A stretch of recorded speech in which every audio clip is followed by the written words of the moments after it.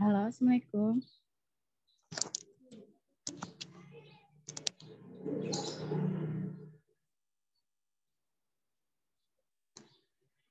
Halo. Halo.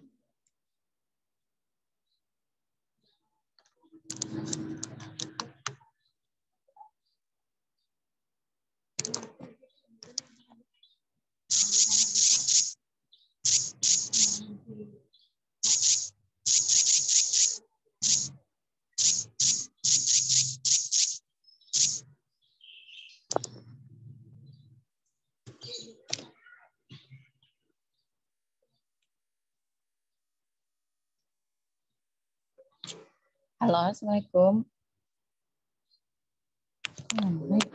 Halo, Win.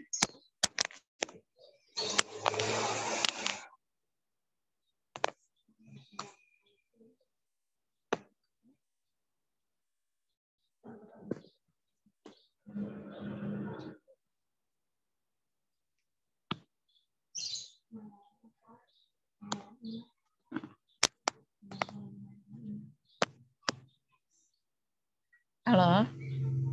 Halo.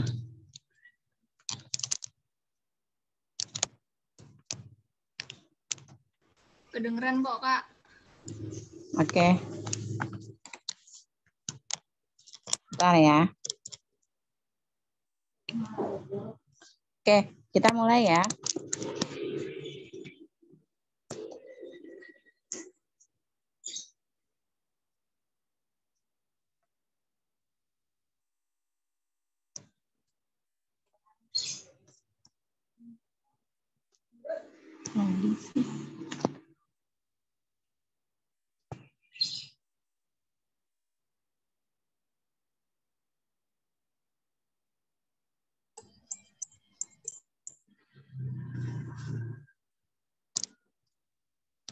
Oke. Kita masuk ke pembahasan ke biologi ya. Mana yang tadi?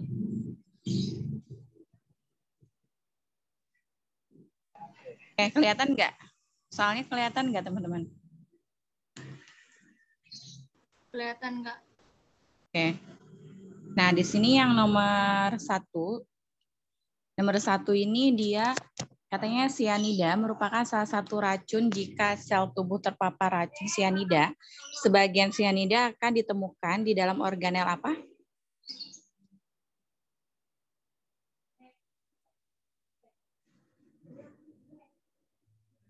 Ada yang tahu nggak? Coba ada yang bisa jawab?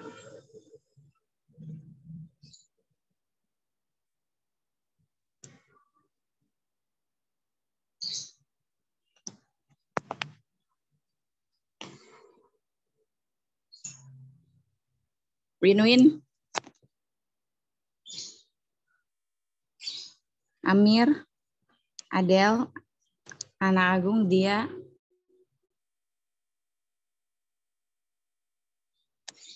Oke, jadi yang ada yang bisa jawab nggak yang nomor satu?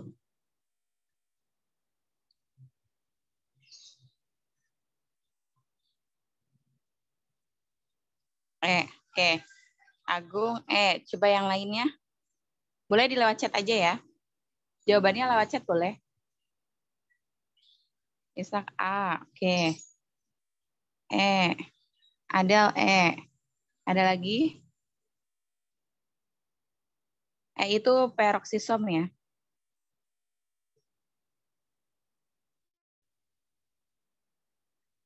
Oke, nggak ada lagi jawabannya? Oke, jadi yang nomor satu ini kan sianida merupakan salah satu racun jika sel tubuh terpapar racun sianida, sebagian sianida akan ditemukan di dalam organel. Kan dia kan racun ya, otomatis dia akan menghambat ini kan apa namanya tuh pertukaran oksigen kan. Nah, sedangkan pertukaran oksigen ini dia terjadi di dalam organel mitokondria. Jadi yang nomor satu itu dia masuk ke organel mitokondria yang ini ya, bukan peroksisom. Jadi kalau peroksisom itu dia yang menguraikan racun peroksida, bukan sianida. Jadi dia menguraikan kalau yang ini nih, yang ini dia menguraikan H2O2 ya kan menjadi H2O plus O2. Ini. Jadi ini H2O2 ini dia masuknya hidrogen peroksida yang ada di dalam tubuh kita kan. Nanti dia dipecah menjadi H2O plus O2. Jadi peroksisom itu dia lebih banyak di dalam hati kita. Terus kalau RE itu retikulum endoplasma. Nah, kalau RE ini dia digunakan sebagai alat transportasi, bisa transportasi protein, bisa alat transportasi lemak gitu. Itu RE. Karena RE sendiri itu ada dua jenis, ada RE kasar, ya kan? Ada yang kasar sama yang halus. Nah, bedanya apa? Kalau yang kasar itu dia kalau yang kasar itu dia ditempeli ribosom. Jadi mitokondrianya itu terdapat ribosom, makanya dikatakan RE kasar. Nah, dia sebagai penyimpan protein. Terus kalau halus ini dia tidak terdapat ribosom. Nah, makanya dia untuk sintesis lemak. Oke, itu RE. Jadi RE ini secara umum itu dia sebagai alat transportasi protein dan lemak. Oke, jadi kalau misalkan yang mitokondria tadi udah dijelasin, nah itu organel yang digunakan sebagai alat respirasi di dalam tubuh kita. Nah, ternyata sianida itu dia mengganggu transport elektron di dalam tubuh kita. Nah, sedangkan transport elektron ini dia berada di organel mitokondria. Terus kalau lisosom ini dia khusus ada di sel hewan ya atau sel manusia. Dia berfungsi sebagai pencernaan. Ya untuk pencernaan intraseluler. Nah, artinya dia mencerna di dalam sel. Kayak misalkan sel yang rusak, sel yang mati, terus dia akan dicerna oleh si lisosom. Kalau inti sel itu disebut juga dengan nukleus kan. Nah, kalau nukleus ini dia ini ya, apa namanya, sebagai pengatur aktivitas sel. Oke, itu jadi yang nomor 1. Yang nomor 1 ada pertanyaan dulu nggak?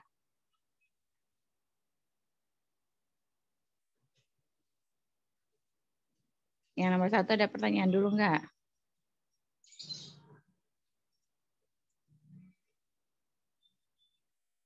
Amir, Adel, Dia, Farel, Israki, Israk ya. Rashid, Winwin. Gak ada yang ada pertanyaan? Gak ada, oke. Kalau nanti ada pertanyaan, bilang aja ya. Oke, kita lanjutin selanjutnya yang nomor 2. Oh gini sih, bentar.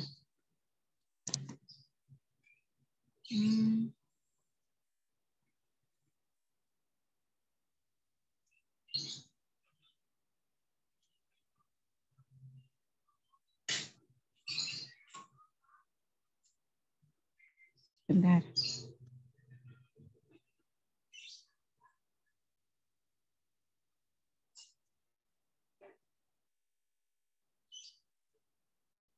Oke, selanjutnya yang nomor 2. Nomor 2 di sini dia katanya kelenjar yang menghasilkan getah yang mengandung NaHCO3 serta enzim lipase, amilase, dan tripsinogen adalah, coba jawabannya apa? Menurut teman-teman di nomor yang mana? Boleh lewat chat? Siapa yang mau jawab?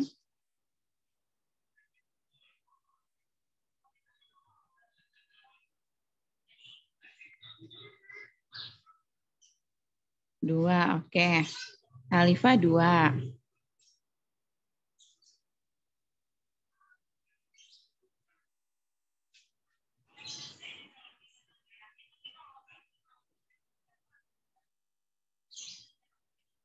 Ada lagi yang mau jawab?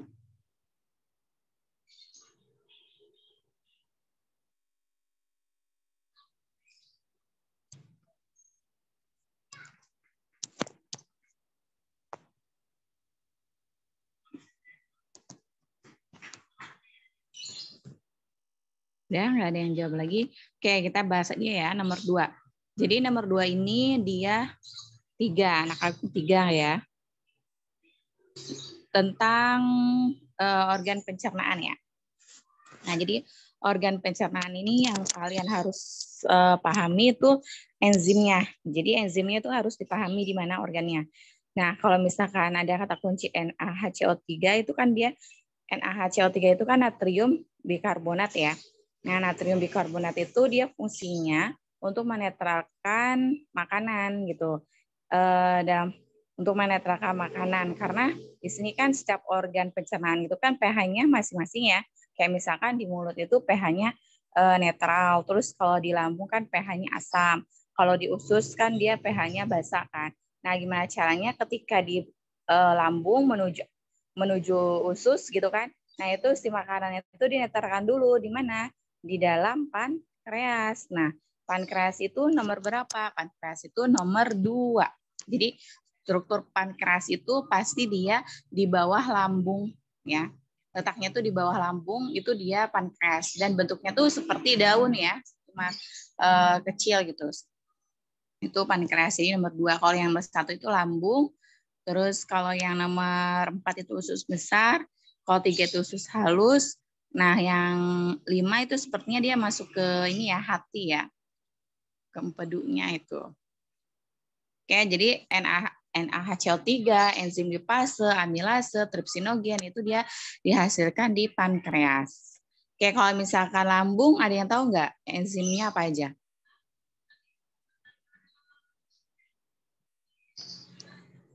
Coba, di lambung enzimnya ada apa aja? Boleh kalau mau jawab chat boleh. Lambung kita itu menghasilkan apa aja enzimnya?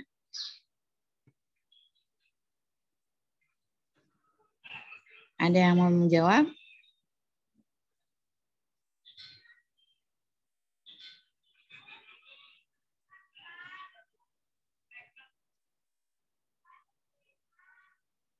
Alifah jawab. Farel, Raffi, gak ada. Oke, jadi lambung.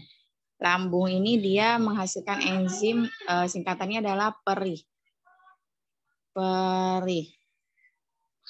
Ya, perih. Perih itu yang artinya dia ada pepsin. Pepsin itu untuk penggumpalan susu ya.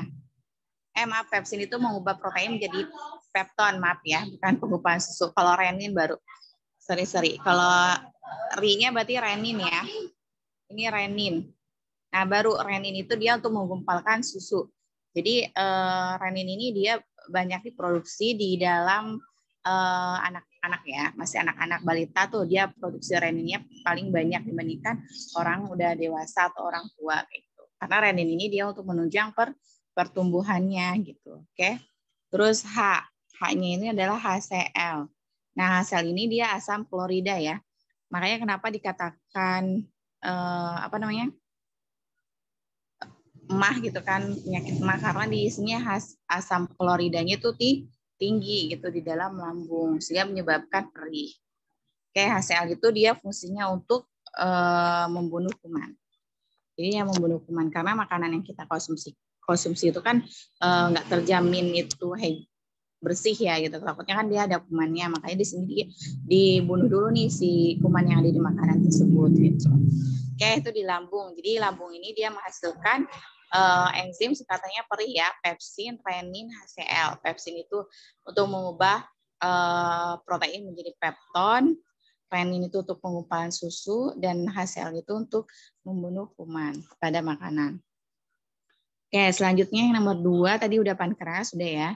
Yang nomor 3 itu dia ada usus halus. Nah, di usus halus ini dia paling banyak enzim ya, karena itu adalah organel yang paling terakhir yang melakukan sistem pencernaan kimiawi kayak gitu. Nah, di sini ada salah satu adalah ada sukrase, ada laktase, ada maltase. Singkatannya adalah malas. Pemalas aja deh, pemalas ya.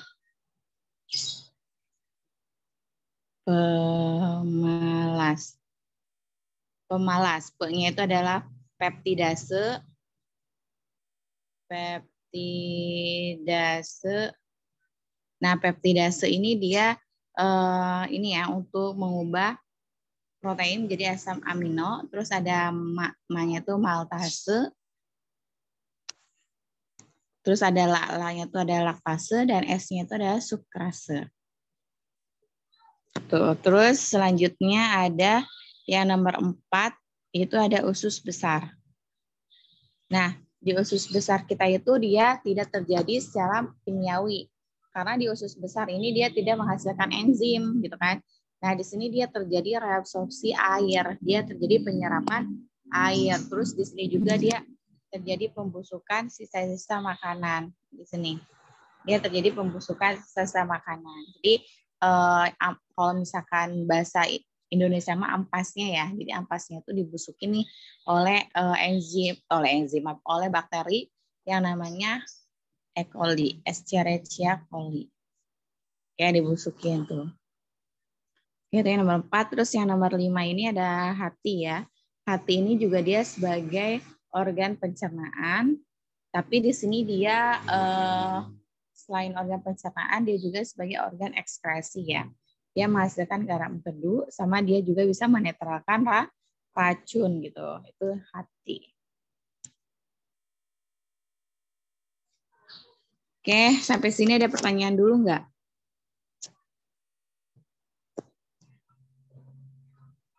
Ada yang ditanyakan? Amir? Adel? Dia? Agung? Farel? Israk? Kia? Khalifah? Rashid? Raffi? Wiwin? Winwin? Winwin biasanya nanya Winwin. Enggak kok Pak, santai. Lagi enggak mau nanya ya? Oke. Ya.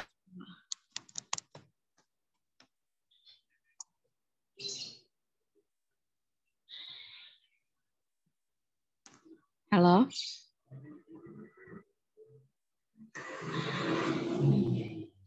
Oke, masih dengar suara kakak ya? Masih, Kak. Oke. Oke, selanjutnya yang nomor 3. Kita lanjutin ya, nomor 3. Tujuan dihilangkannya jaringan meristem apex pada tumbuhan adalah agar tumbuhan dapat, apex itu disebut juga dengan meristem apikal ya. Nah, biasanya itu meristem apikal ini dia terdapat di dalam ujung daun, ujung batang, ujung akar gitu kan.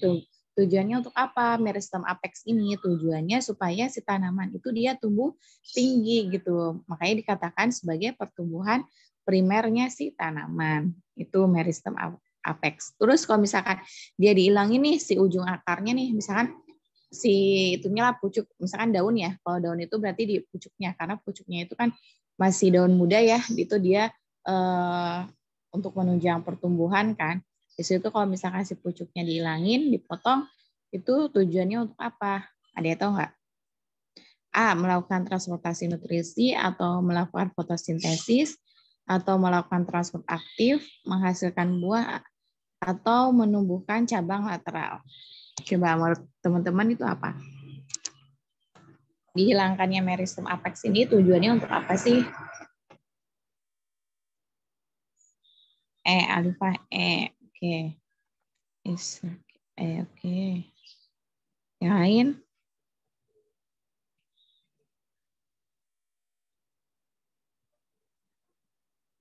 Yang lain mau jawab nggak?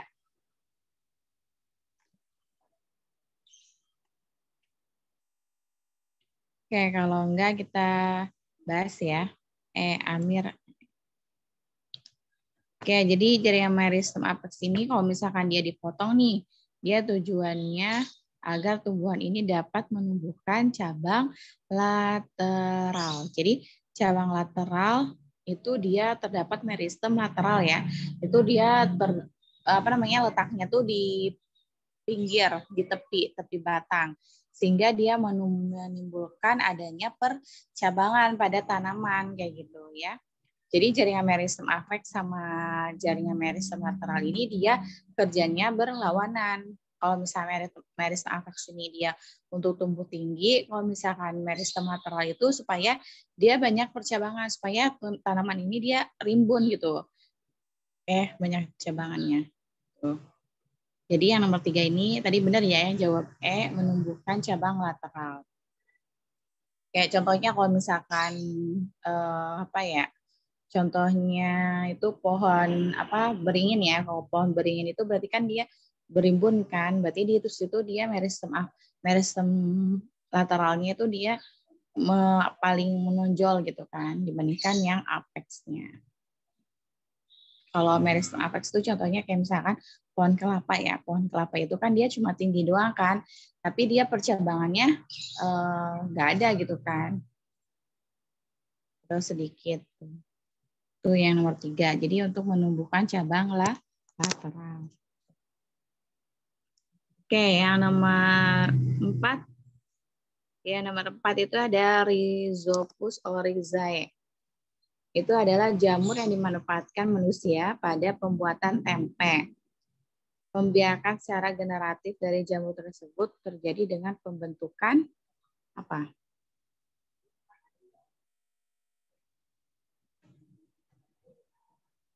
Ada yang tahu? Coba jawab. Ini berarti reproduksinya menggunakan apa? Kalau Rhizopus oryzae ini.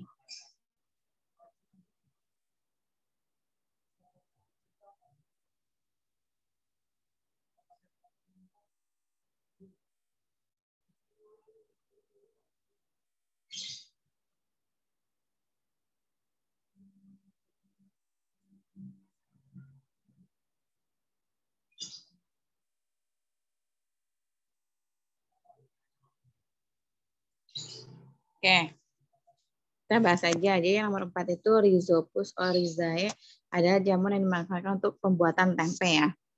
Jadi Rhizopus oryzae ini dia termasuk ke dalam kelas namanya Zygomicota. Ini aja lah. Bentar.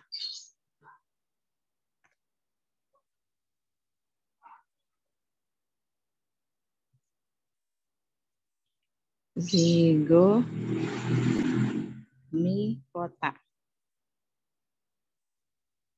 Nah, itu masuk ke dalam kingdom fungi. Jadi kingdom fungi itu dunia jamur ya. Itu ada 4 kelas. Ada Zygomicota, terus ada Ascomycota,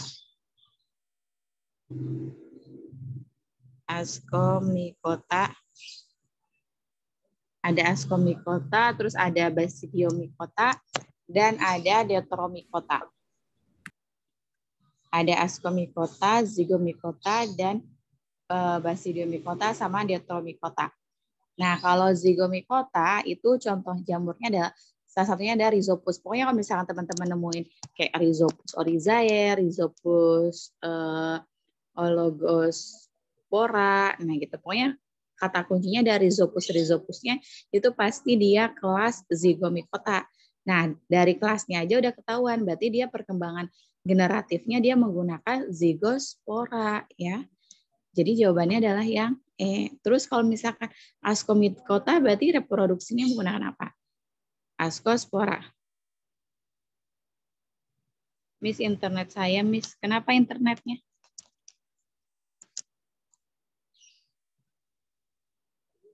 Adel, kenapa, Del? Bentar ya.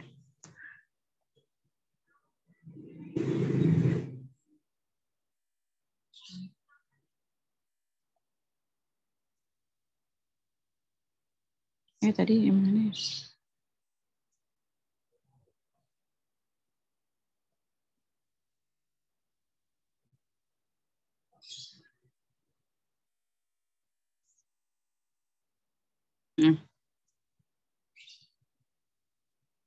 Oke.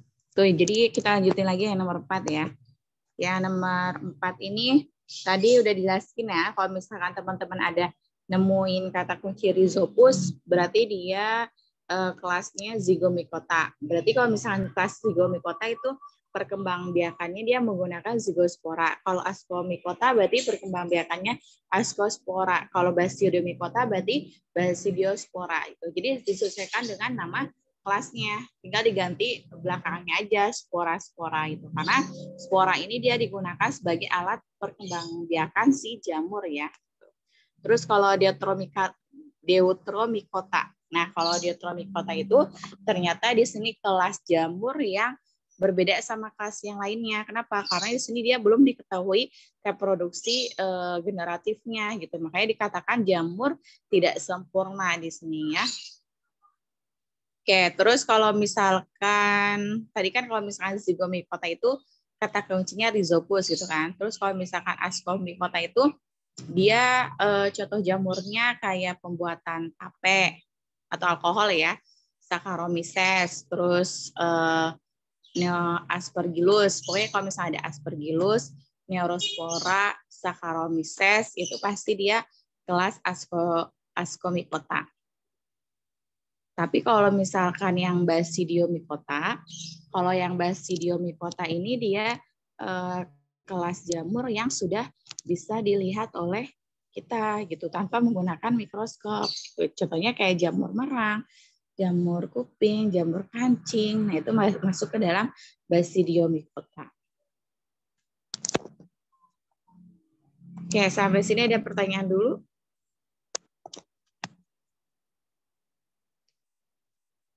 Jelasinnya kecepatan nggak?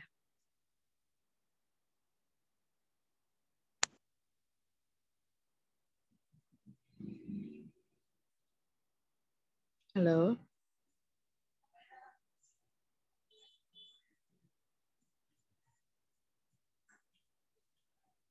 Halo Amir. Ya, Kak. Ada pertanyaan? Nggak ada, Kak. Ada Anissa. Anissa biasanya ada pertanyaan nih. Nggak ada, Kak. Ada. Adele.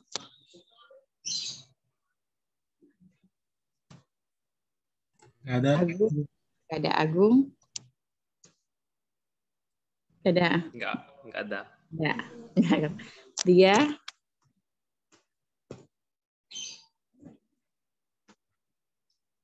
Farel. Nggak ada, Kak.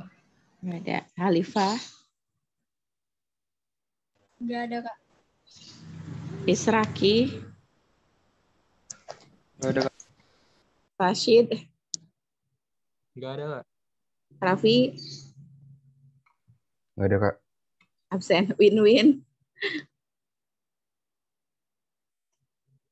Ya teman-teman emang tesnya kapan sih? Tes UTBK-nya tanggal berapa?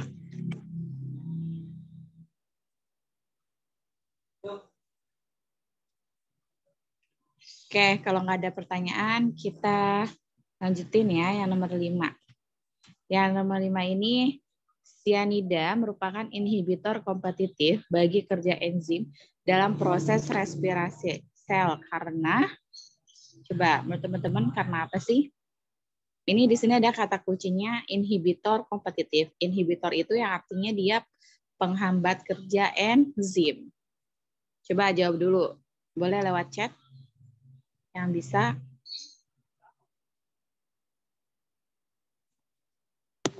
A. Menempati sisi katalitik enzim pada hemoglobin sehingga tidak dapat berikatan dengan oksigen. B. Menempati sisi yang bukan enzim. Atau C. Merupakan ion logam yang menghambat kerja enzim. Atau D. Bentar, ini loading. D. Merupakan ion logam yang menggantikan gugus amina dalam hemoglobin. Atau E. Bersifat asam sehingga akan menaikkan pH dan menghalangi ikatan dengan oksigen. Coba menurut teman-teman jawabannya apa?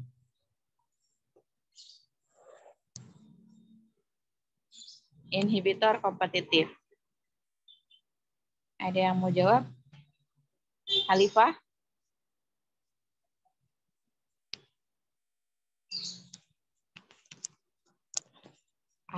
Oke, kalau win-win, coba yang lain.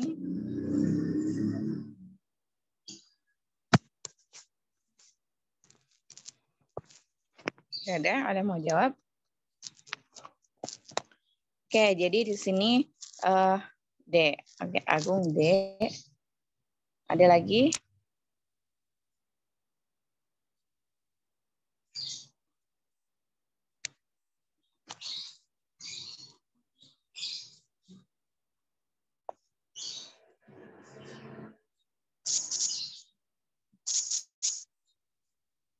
Oke, jadi kalau misalkan kita bahas saja ya. Di sini ada inhibitor kompetitif. Kalau misalkan inhibitor kompetitif, inhibitor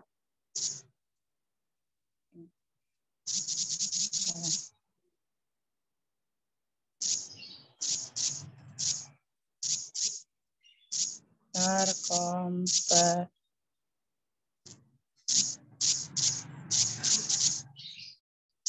Nah, inhibitor kompetitif ini dia maksudnya di sini dia inhibitor yang menempati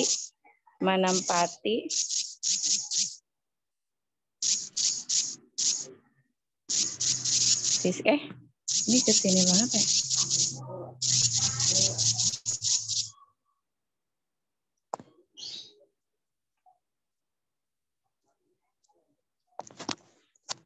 Inhibitor kompetitif itu dia di sini inhibitor yang menempati sisi aktif enzim. Jadi dia menempati sisi aktif enzim. Itu adalah inhibitor kompetitif. Misalkan ya, di sini kan ada enzim. Ini ada struktur enzim.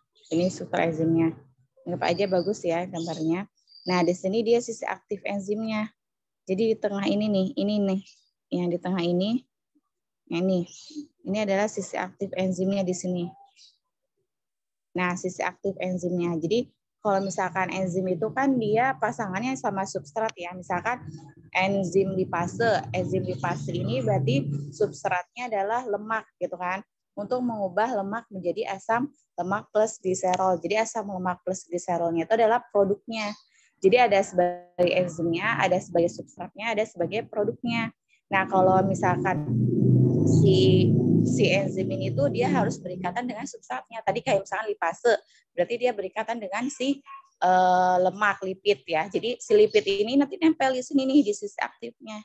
Di sini dia berikatan. Nah, kalau misalkan si inhibitor ini, penghambat ini dia menempati ini juga. Jadi di sini substrat sama inhibitornya tuh dia bersaing ya. Bersaing untuk menempati sisi aktif enzim. Ini ada dikatakan sisi aktif. Ya, ini adalah sisi aktif.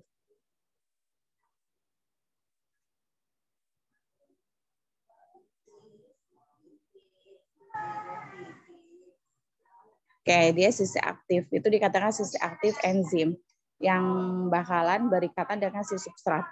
Nah, kalau dikatakan inhibitor kompetitif, berarti dia yang nempelnya di sisi aktif ya. Jadi dia bersaing sama si substrat untuk menempati sisi aktif enzim. Ya, jadi yang nomor 5 itu jawabannya adalah yang A. Nah, terus ada nggak sih kalau inhibitor non-kompetitif? Ada. Kalau inhibitor non-kompetitif berarti dia namanya juga non kan, tidak bersaing. Yang artinya dia tuh bukan menempati sisi aktif. Jadi si substrat itu kan pasti dia nempel di sisi aktif ya. Tapi kalau inhibitor non-kompetitif, dia bukan ke sisi aktifnya, tapi selain sisi aktif. Bisa nanti inhibitornya tuh bisa nempel di sini penghambatnya. Bisa juga di sini, bisa juga di sini, bisa juga di sini. Yang pasti dia bukan di sini kalau yang non-kompetitif gitu. Ya, makanya dia bersaing tidak kalau misalkan yang ya bersaing tidak sehat kalau yang dikatakan non-kompetitif. Tapi kalau misalkan yang kompetitif itu dikatakan bersaing sehat gitu. Karena dia menempati satu tujuan dengan si substratnya. Nah, terus lebih berbahaya mana gitu kan? Nah, lebih kalau misalkan untuk dari segi perubahan enzimnya itu si non-kompetitif ya. Si non-kompetitif itu dia dapat merubah bentuk enzimnya. Dapat merubah bentuk enzim. Oke. Jadi yang nomor 5 ini jawabannya adalah yang A ya. Jawabannya tuh A. Dia menempati sisi katalitik enzim pada hemoglobin sehingga tidak dapat berikatan dengan oksigen. Gitu. yaitu sianida. Karena sianida itu dia mengganggu pernafasan di dalam tubuh kita. Makanya kenapa orang kalau misalnya minum sianida dia langsung meninggal kan gitu. Nah itu. Oke. Sampai sini ada pertanyaan dulu.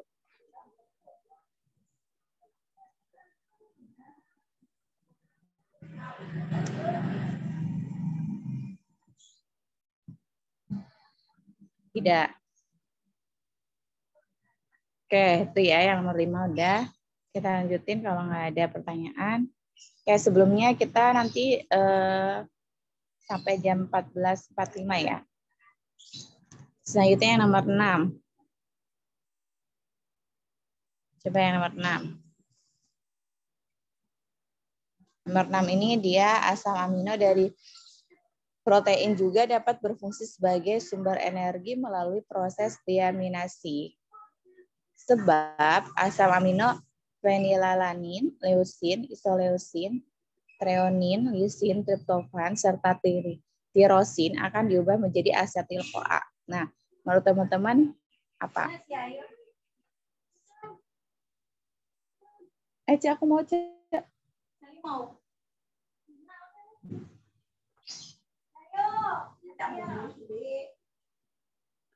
Oke. Ada yang mau jawab? Yang nomor 6.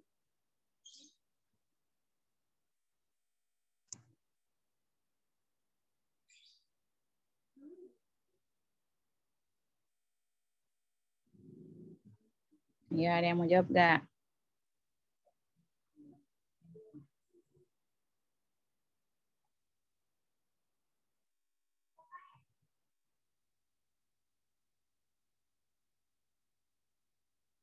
Nggak ada. Oke, jadi yang nomor 6 ini, asam amino dari protein juga dapat berfungsi sebagai sumber energi melalui proses deaminasi. Nah, jadi asam amino dari protein dengan proses deaminasi itu dia akan memberikan energi, sumber energi pada proses metabolisme. Jadi sebenarnya metabolisme itu di dalam tubuh kita ini dia nggak cuma karbohidrat, ada lemak, ada protein. Cuma biasanya kalau misalnya untuk apa ya, waktu di kelas mungkin ya atau di sekolah itu pembahasannya ditekankan ke metabolisme karbohidrat saja karena metabolisme karbohidrat itu dia lebih rumit dibandingkan protein dan lemak kayak gitu. Nah, ternyata asam amino dari protein juga dapat berfungsi sebagai sumber energi melalui proses deaminasi itu betul ya. Kayak dia betul. Sebabnya benar enggak? Sebabnya di sini kan tadi kan si asam amino itu kan dia melalui proses deaminasi pada saat metabolisme dengan mengubah asam amino dengan beberapa kemungkinan kayak gitu. Kayak misalkan nih asam aminoglisin. Asam aminoglisin itu nanti akan menjadi asam pirufat. Tuh, terus misalkan di sini ada fenilanin, terus leusin, itu dia akan diubah menjadi asetil-CoA gitu. Terus ada lagi asparagin, nanti dia akan diubah menjadi asam oksaloasetat gitu. Ya, jadi deaminasi itu maksud itu dia perubahan. Ya, perubahan kayak misalkan lemak menjadi asam lemak kayak gitu. Itu misalkan itu ya itu. Jadi yang nomor 6 ini dia pernyataan pertamanya benar, sebabnya itu juga benar dan mereka saling berhubungannya. Mereka saling berhubungan. Jadi jawabannya adalah yang A. Oke, yang nomor 6 ini enggak? Ada pertanyaan dulu enggak? Paham enggak yang nomor 6?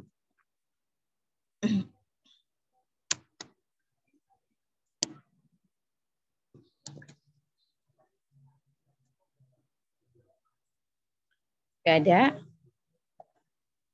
Oke. Maka ulangi lagi ya.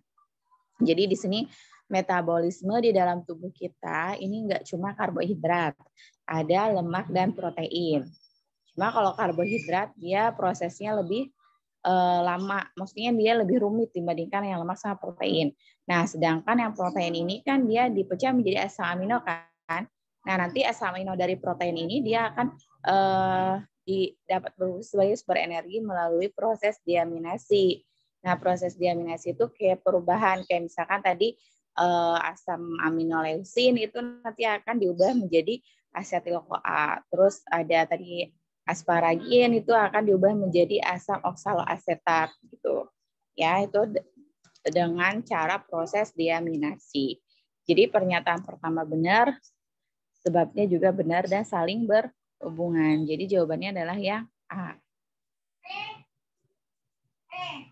Oke. Kita lanjutin ya yang nomor 7.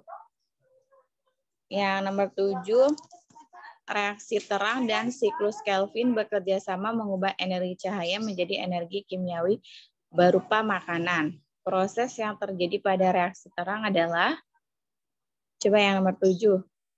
Kakak minta jawaban kalian dulu ya di chat.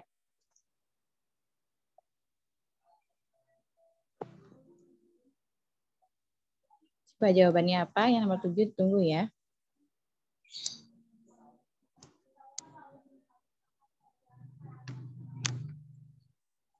Alifah. Alifah 1 dan 3. Berarti B ya. Yang lain?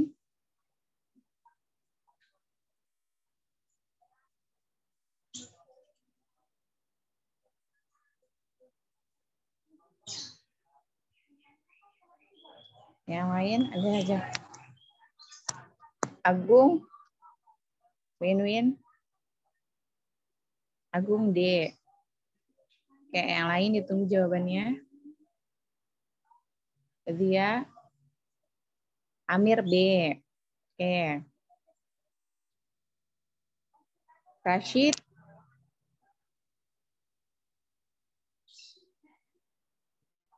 Win-Win D.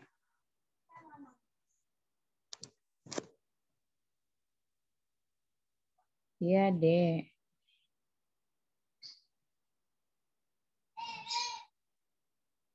Farel B. Oke.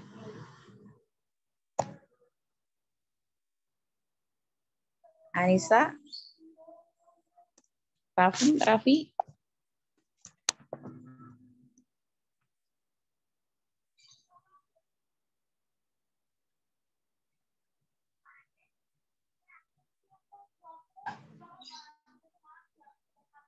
Oke, jadi yang nomor 7 ya. Yang nomor 7 ini reaksi terang dan siklus Kelvin bekerja sama membuat energi cahaya menjadi energi kimiawi ya.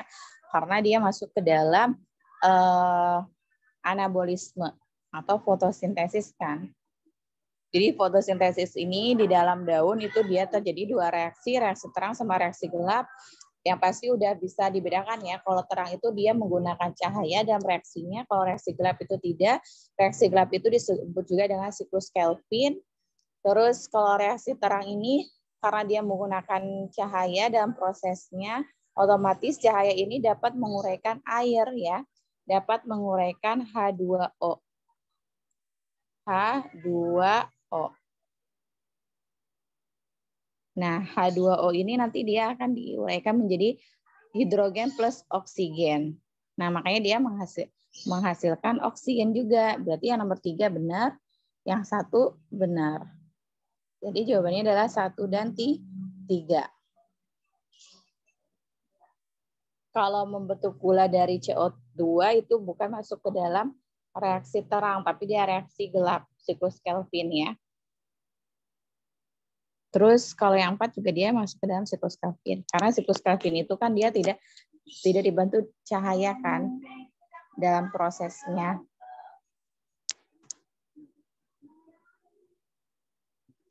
Jadi kalau reaksi gelap itu dia tidak menghasilkan ATP. Justru dia menggunakan ATP dari hasil terang. Jadi sebenarnya hasil reaksi terang sama reaksi gelap itu saling berhubungan ya, bekerja sama, ya benar. Kalau reaksi terang itu dia kayak membuat bahan dasarnya gitu kan. Kalau misalkan si reaksi gelap itu dia menggunakan bahan dasar si reaksi terang tersebut untuk membentuk makanan atau membentuk glukosa.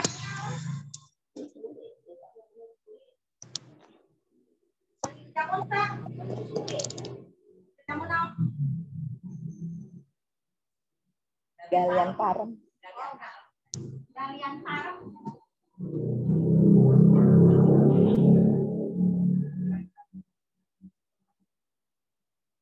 Oke.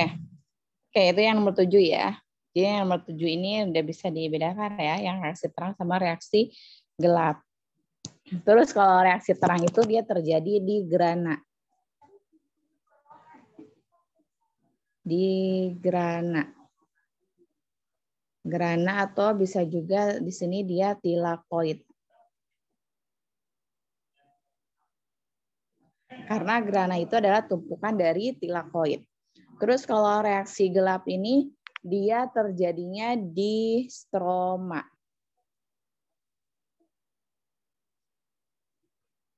Di stroma itu reaksi gelap. Ya. Ini dia ada stroma dan grana itu dia terdapat di kloroplas. Jadi kloroplas itu kan dia bentuknya gini kan, oval, terus dalamnya kan dia ada kepingnya, tumpukan keping-keping gitu kan. Nah ini.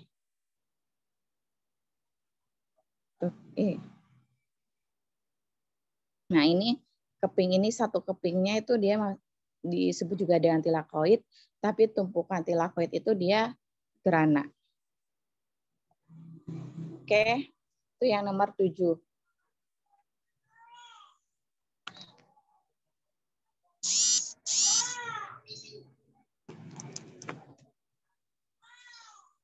Oke, yang nomor 8 lanjutin ya. Nomor 8. Nomor 8 ini angiospermae dibagi menjadi 2 kelompok, yaitu monokotil dan dikotil. Berikut adalah yang bukan merupakan ciri angiospermae kelompok dikotil. Nah, ini gambar.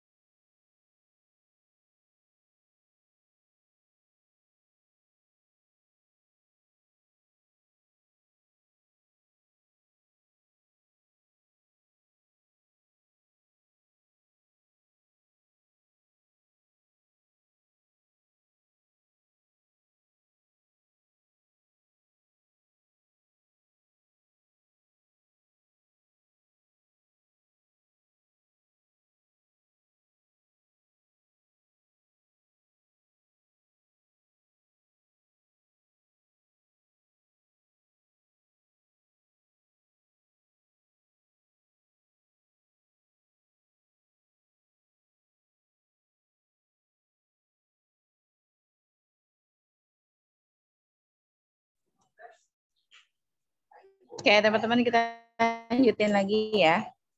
Tadi nggak ada sinyalnya.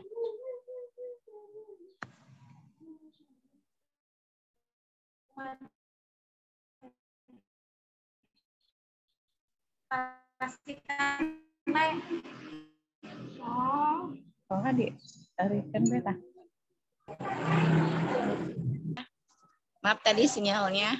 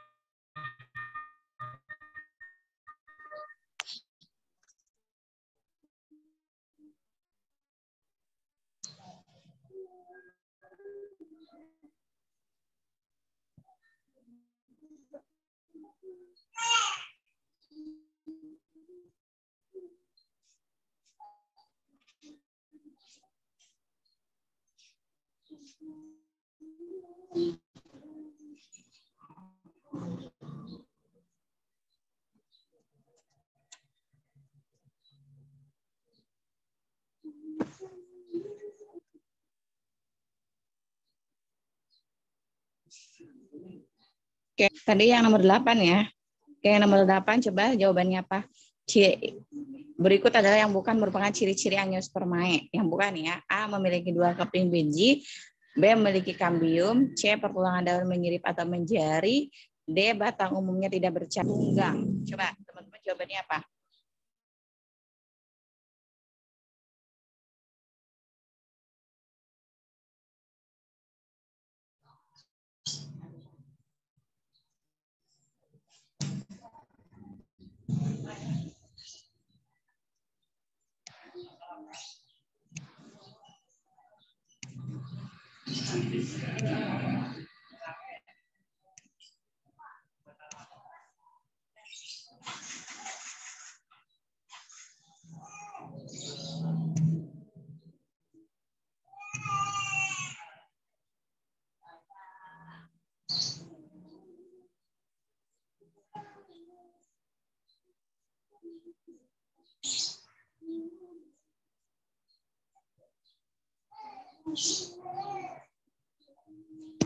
Oke,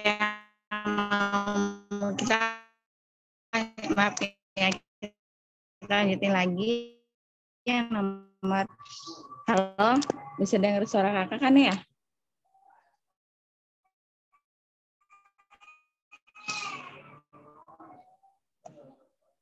Masih dengar ya? Bentar. Oh, dia ulhak jadi host. D.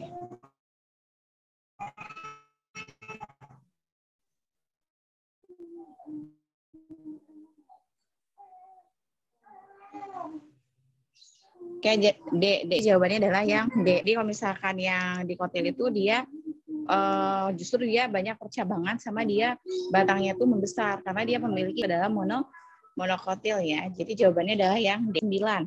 Yang nomor 9 itu jaringan pada pohon mangga yang telah dilukai akan mengalami penyembuhan alami karena dipengaruhi oleh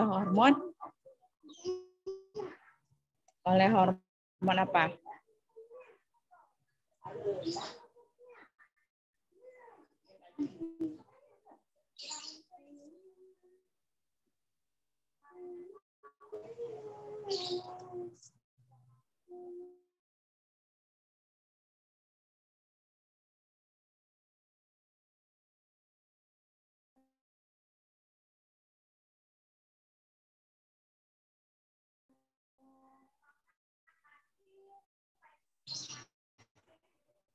Oke, jadi jaringan pada pohon mangga yang telah dilukai akan auksin, B, giberelin, C, asam absisat, D, asam tromalin.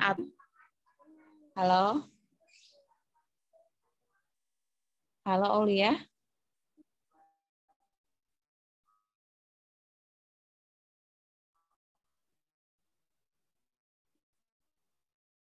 Halo?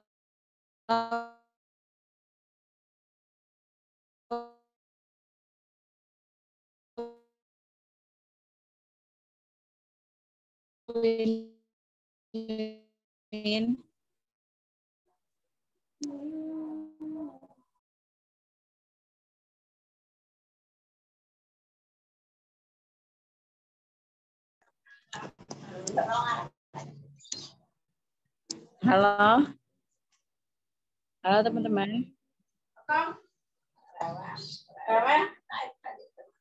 Halo?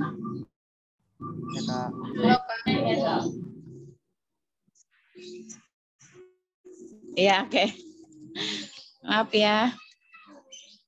Oke, kita lanjutin satu nomor lagi ya. Satu nomor lagi.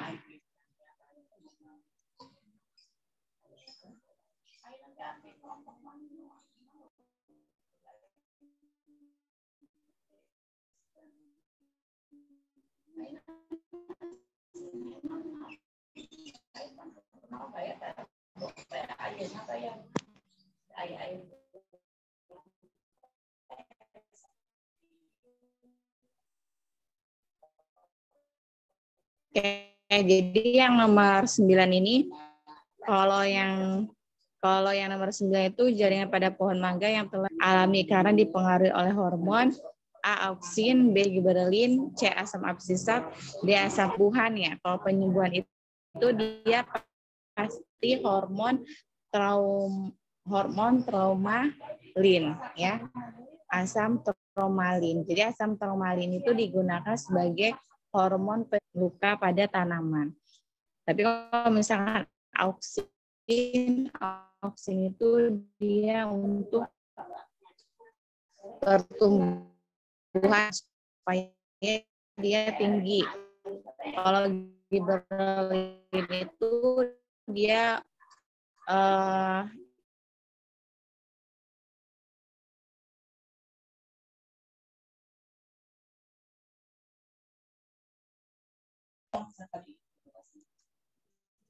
kan udah ambil pulang kayak tadi ngomongnya jadi kemet baju ke terus air saya kan habis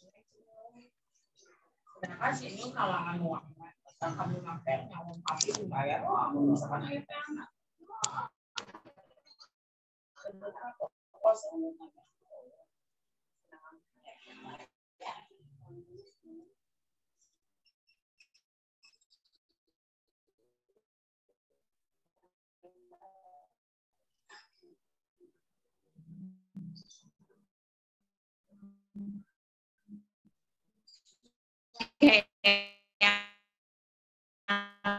nomor 9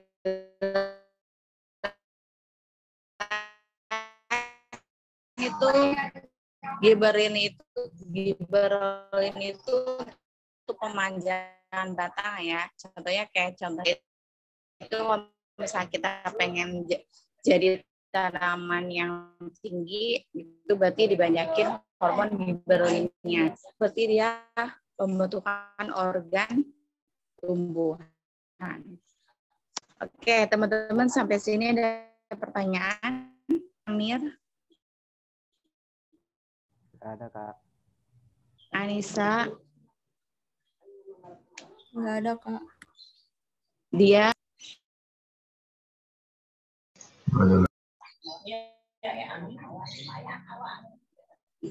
Oke, teman-teman, kalau nggak ada pertanyaan, kita cukupkan sampai sini.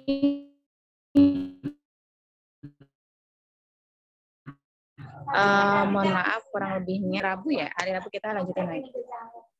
Oke, kalau nggak ada pertanyaan, kita cukupkan sekian ya. Wassalamualaikum warahmatullahi wabarakatuh. Waalaikumsalam warahmatullahi wabarakatuh. Makasih, Kak. Semangat.